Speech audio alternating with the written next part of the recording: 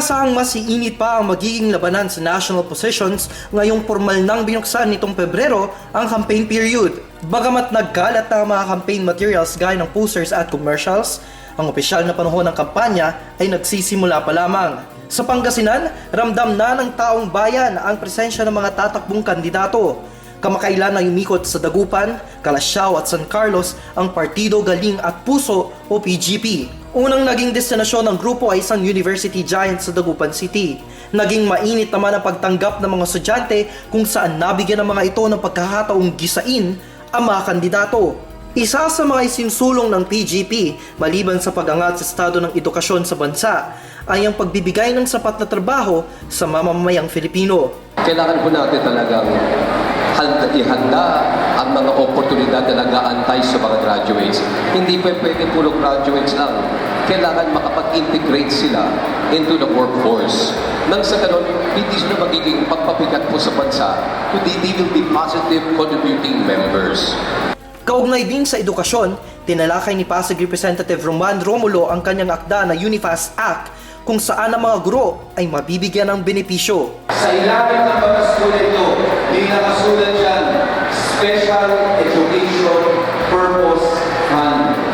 Dito sa pondo po ito, papayagan na po ang mga faculty natin sa college na humingi ng financial assistance sa national government.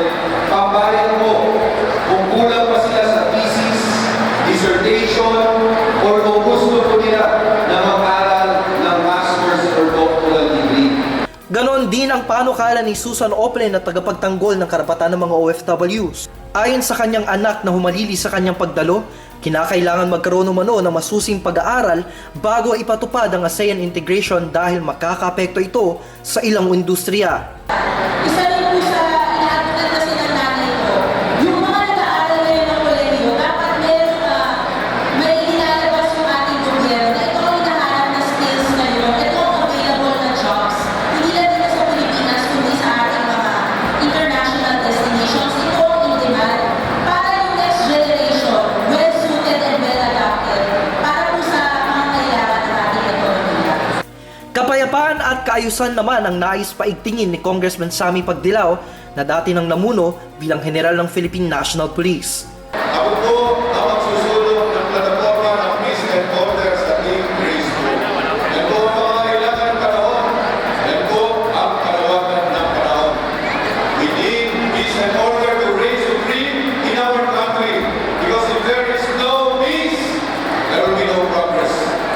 Ipagpapatuloy naman ni re-electionist Senator Tito Soto, isa sa kinikilalang senior legislator sa Senado, ang kanyang mga naumpisahan. Aniya, panahon na para magkaroon ng lider na may puso. Sa lahat ng mga kandidato ng pagkapamulo, siguro sabihin na natin na sila marunong, na sila nakakaintindi. Pero ito may puso. Ibang klase si Gracie. Napuno ng hiyawan ng University Gymnasium nang dumating ang tambalang Grace Poe at Cheese Escudero. Inihayag ng dalawa ang kanilang hangarin para maisakatuparan ng gobyernong may puso. Para po sa amin, walang pinipili ang kalamitan o ang problema. Walang pinipili ang sakuna o ang suliranin.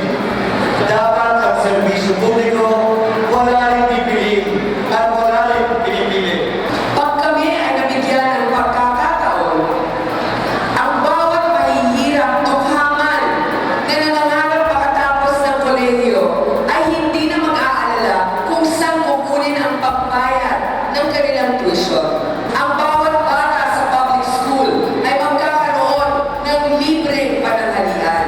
Ang ating mga magsasaka ay magkakaroon ng libreng irigasyon, crop insurance at suporta mula sa gobyerno.